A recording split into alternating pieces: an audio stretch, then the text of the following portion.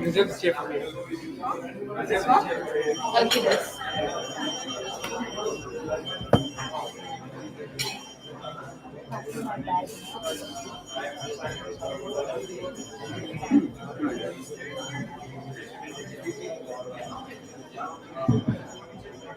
All right, requesting everybody to take their seats. We will begin in a minute or so.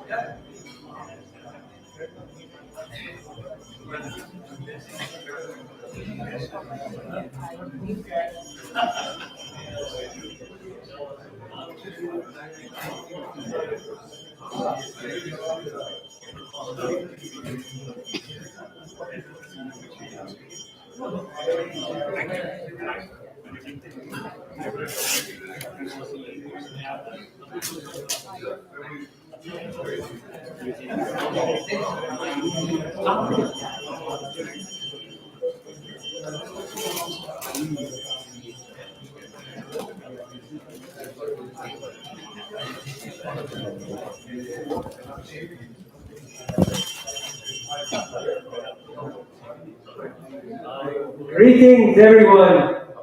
My name is Irani. I am the chairman of ICS Middle East, and it is my honor, on behalf of the committee, to welcome you all to this amazing event. I feel very fortunate today at today's event. I have ICS Middle East past president Capt. with us. I have ICS Global President Punit with us. I have ICS Global Chairman Krishna Subramaniam also with us. I want everybody here talented, amazing panelists ahead of us, so I welcome you all. These events obviously are meant for networking, to gain knowledge of what's happening in the industry. But I really love the enthusiasm and the energy with which I greet everybody when they come, the energy that we all share before the event, during the event, and after. Anyway, we're going to get along with our schedule for today. We're going to start with a short video by one of our sponsors. I'd like to play them. Business over the ages, ocean shipping has also witnessed the entry of technology across the supply chain. In a business with low margins, it is imperative for ocean freight service providers to be cost-effective, and with bunker costs contributing in excess of 40% of total costs, it is crucial for the shipowners and managers to optimize cost of procurement of bunkers.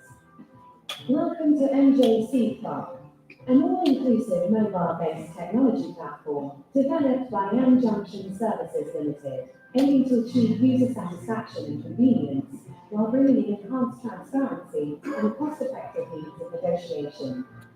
The app combines modules like planner, RFQ, auction, supplier bidding, counter chat, price benchmark, and reports, making it a complete solution to fix bunkers at fingertips, thereby transforming the way bunkers are sold and procured. Now, let's briefly go through the various modules of the MJC Prop mobile app. Bunker buyers and bunker sellers can log in using the user ID provided by Junction Services Limited. Planner is the module to enter the send details by the operations team. To create a plan, click on Create New Plan, and to view an existing plan, click on View Existing Plan. While creating a new plan, enter details by scrolling down the screen. Enter vessel name, IMO, bunkering date, port. Specs, quantity range and email ID, along with date and time when the send details are to be sent to the commercial department. Click on Save after entering the details. After a plan is created, it will appear under the View Existing Plan section.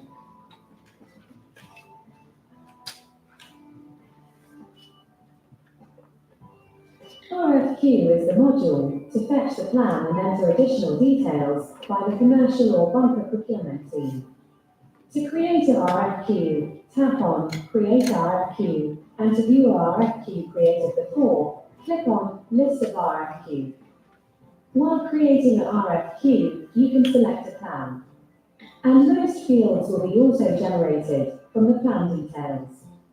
Some additional details, if applicable, are to be entered, like agent name, operational notes, and buyer clause. Enter the auction date and time, email circulation date and time. System will automatically attach the corresponding bidders or suppliers on basis of the port selected. Attach the auction strategy. Save the RFQ. After a RFQ is created, it will appear under the list of RFQ.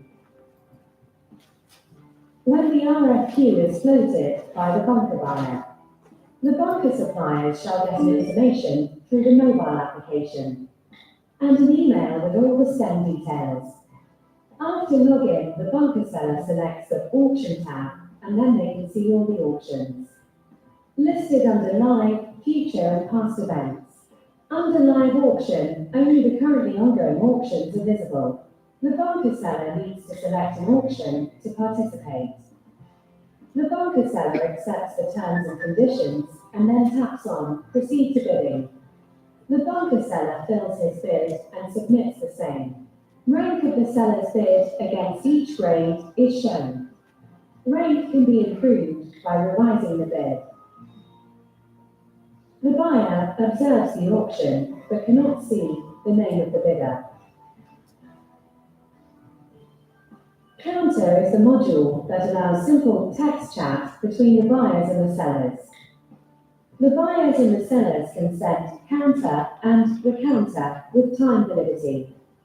Both parties have the option to extend the validity, agree, accept and close the deal. Price Benchmark module helps you compare the discovered price with the market price. Reports module that is enriched with auction-related reports, bidder performance reports, audit trails, and detailed MIS. Now you can grow your business by procuring better through M.Sc Proc. Download the app from Google and Apple Play Store and submit your interest. Or you can simply contact us at details mentioned on the screen.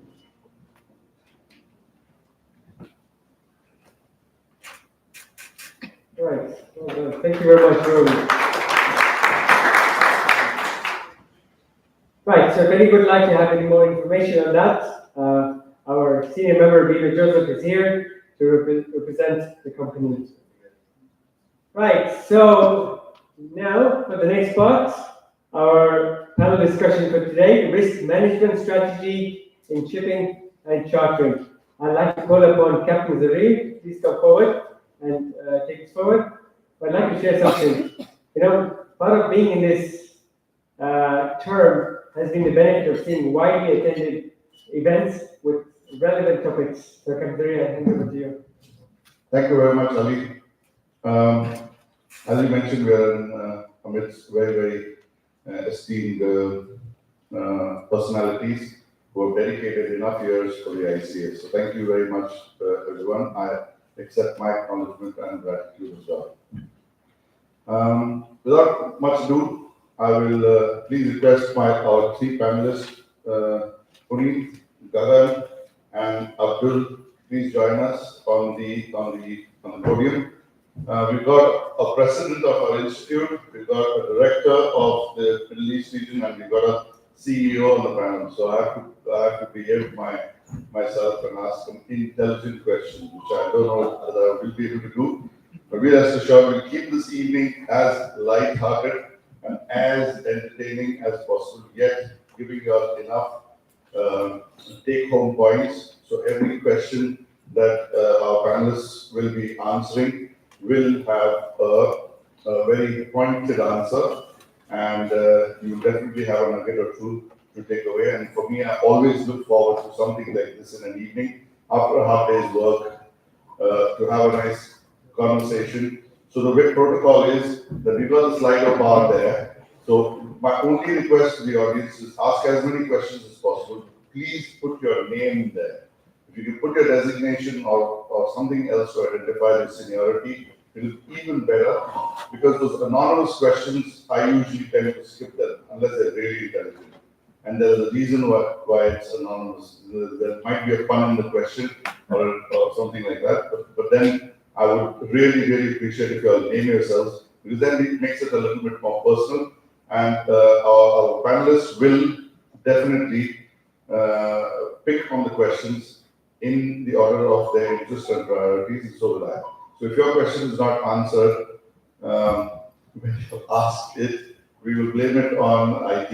Ruben there is quite used to getting blames of not being scrolling through the answers. Questions are asked. But without much ado, I want to leave the floor to the panelists. And as I do have the introduction, but I choose to be the lazy one amongst the four of us without wanting to introduce. I think the best introduction is if they tell us one or two things which we don't know about their profiles, and leave them to self-introduce. And that's me paying the first $10 in the kitty. So that's what's going to happen if you're. This is just an example to show how irritating it was. I meant to demonstrate it. Yes. So risk in shipping is something that we all think and worry about.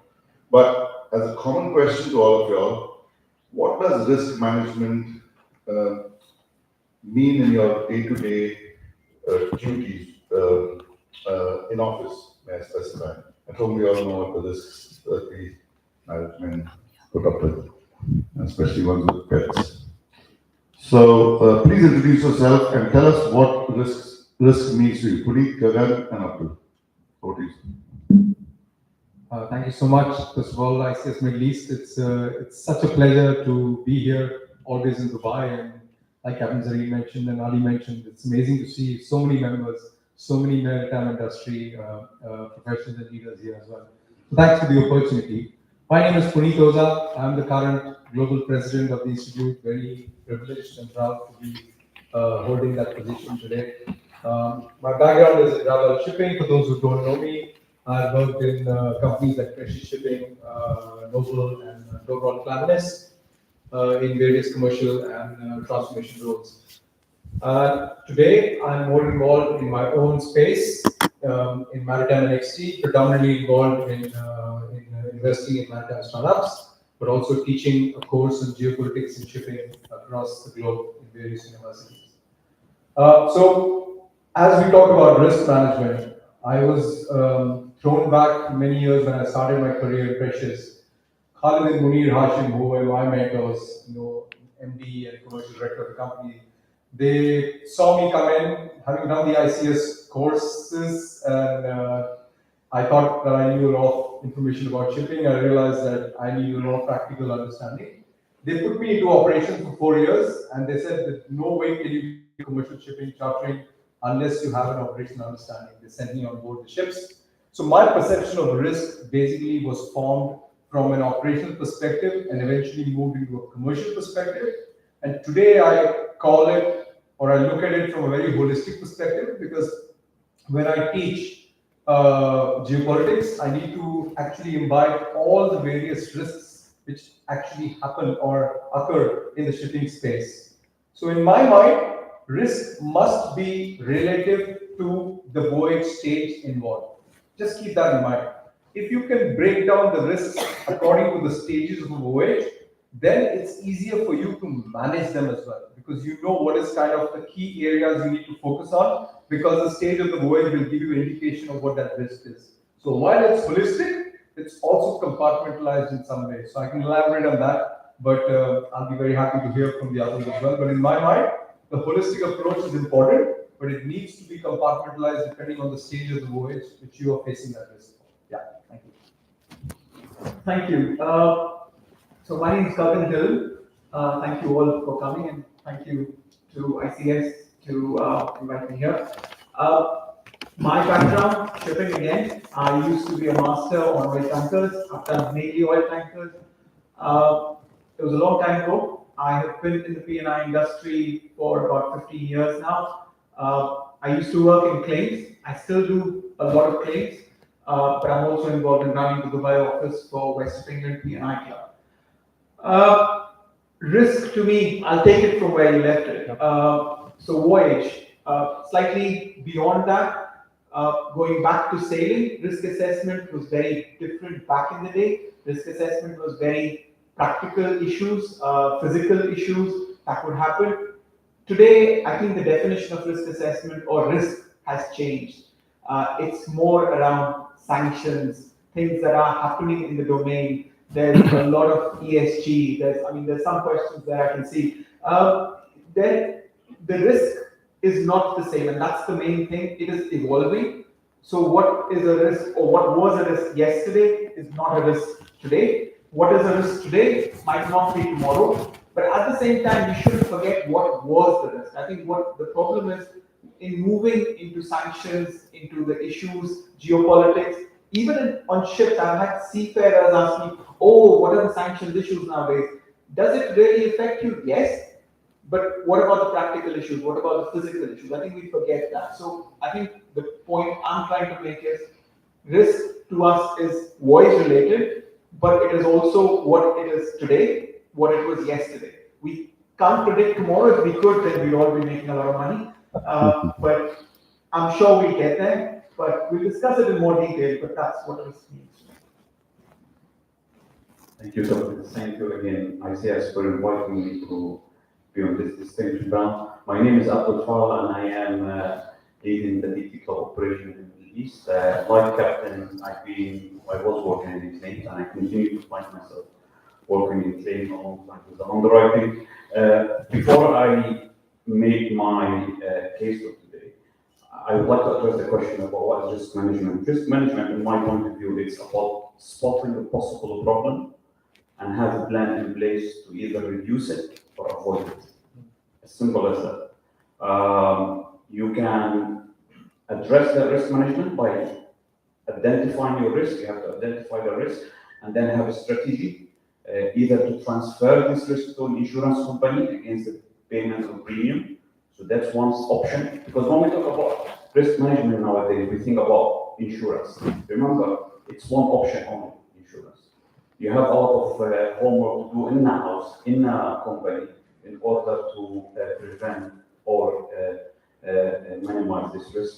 And we will talk about this later on. But before we talk about it, I would like just to draw a very brief distinction between TT Club and West of England Club. It's very important because both of us, or both of our company, have a similar sounding name. Both companies, if you don't mind me, Captain, both companies are mutual insurance company. Both companies are London-based. The only difference is that the product we offer differ from the product West of England offer. So my understanding is that you offer ship owners and charter liability insurance. We offer freight forwarding, port and terminal, as well as container liability insurance. So same ethos. It's all about servicing the members and the client, but different product. Just a final point before I hand back over to Captain. I think it's been already mentioned that risks faced by transport and logistic operator today is sophisticated, is unprecedented, it's very complex, whether it's geopolitical or geo-economic or weather-related or cyber-related. They're very complex, and one way, as I mentioned, you can address this risk is by transferring them to an insurance company against the payment of a premium. One thing, we would argue that a lot of the risk prevention or risk management falls in you at your companies as well. So we can play part in helping you make your operations safer and more secure, but there are also more work to do with the operators, and hopefully we'll address this today, Captain. Oh, great. No, that was fantastic, and opening comments were all well received. Thank you for the introductions. We've got an audience question straight away, and Bino wants to know if freight is an important part. How far can it be covered by insuring? Is it charter's liability that kicks in, Gagan, do you think, for covering freight? No. So how is freight covered? Is it insurable? There is certain risks that you can insure, there are certain risks that you take. When you are taking freight, when you are talking about commercial commodity, you can insure it, but there is no such insurance available at a reasonable cost. I think it's the cost element of insurance. Insurance is available for anything and everything. Whether it's a gamble insurance or a true insurance is the question. So yes, you can find it, somebody will do it.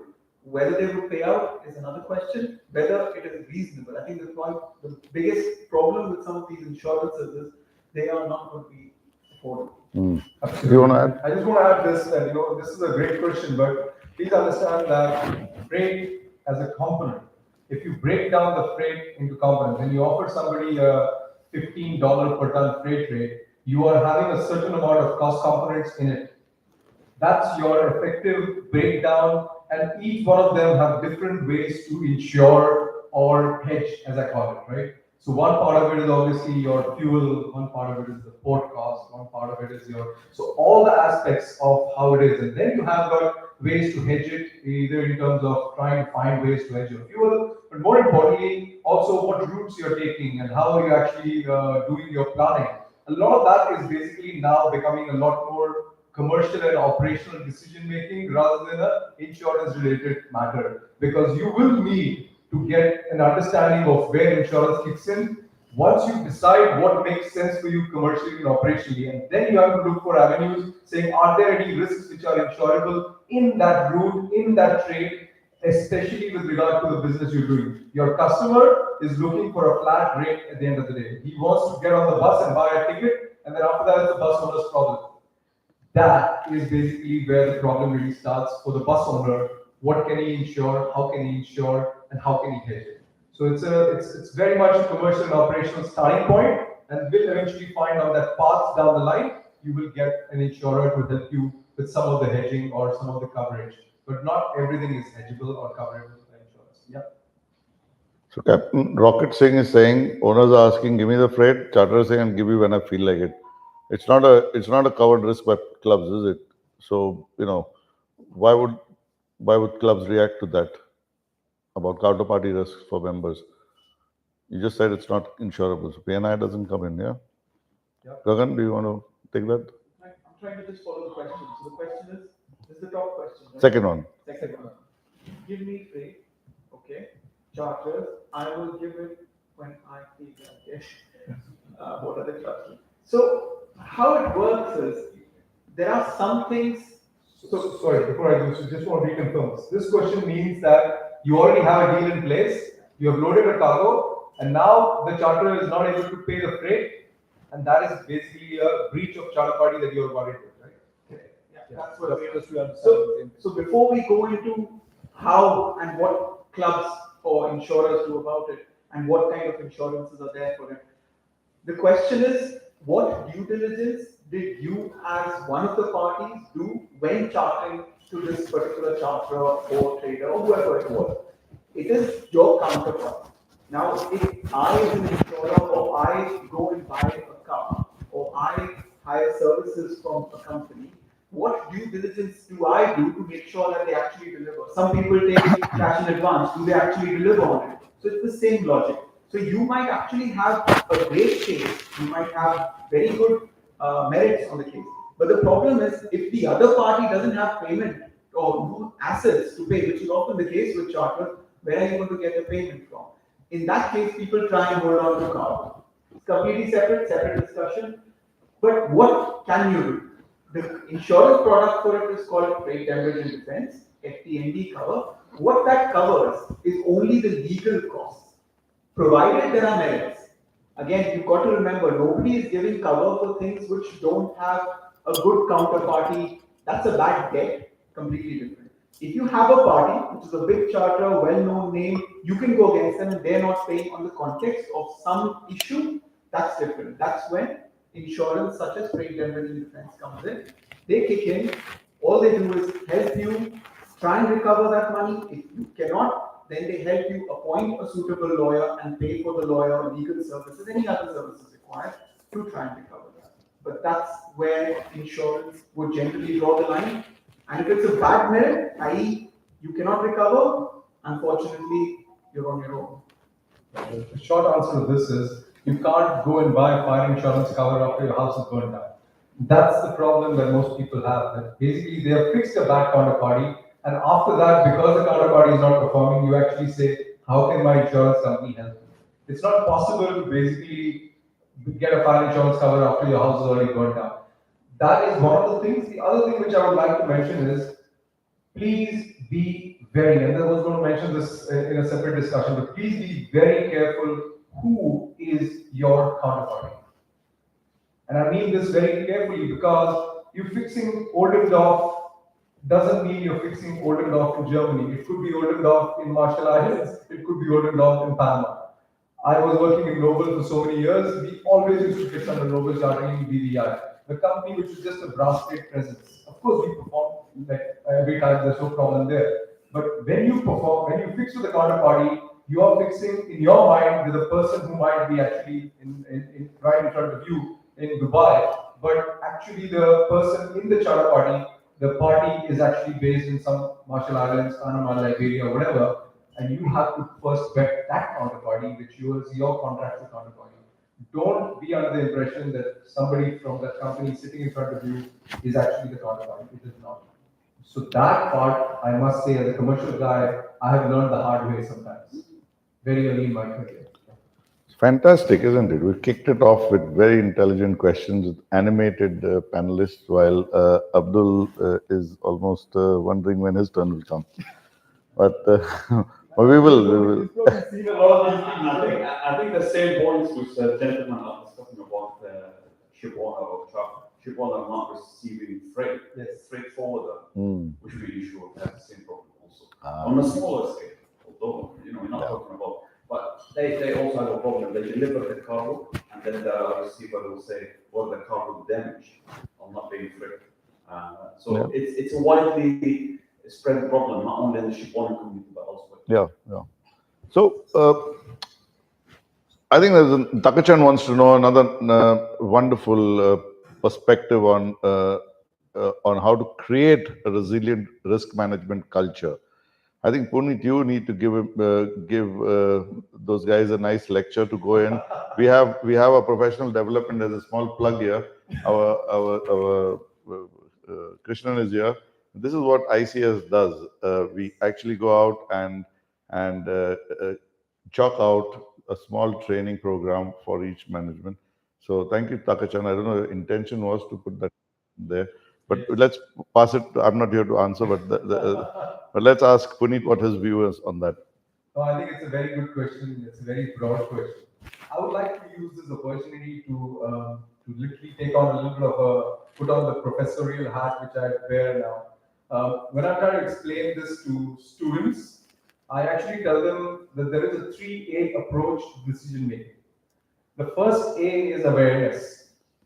Second is assessment. And third is action. Most people do not actually start with the first A, they actually go to the third A straight away. Action.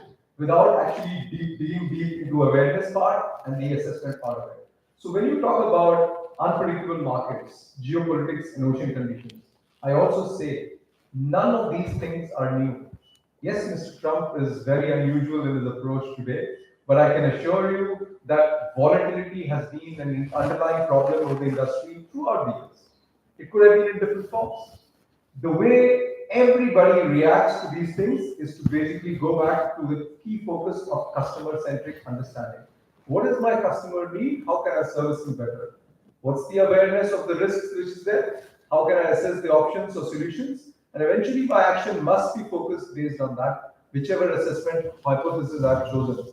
Let me give you a simple example. You have a situation where there's a war which is broken out between two countries, and therefore there is absolutely no stuff coming out from there. Would you then go ahead and do another deal at that point of time in that particular country? Probably not. But if there are deals already in place, you then start looking at your contracts and see what can be done in order to change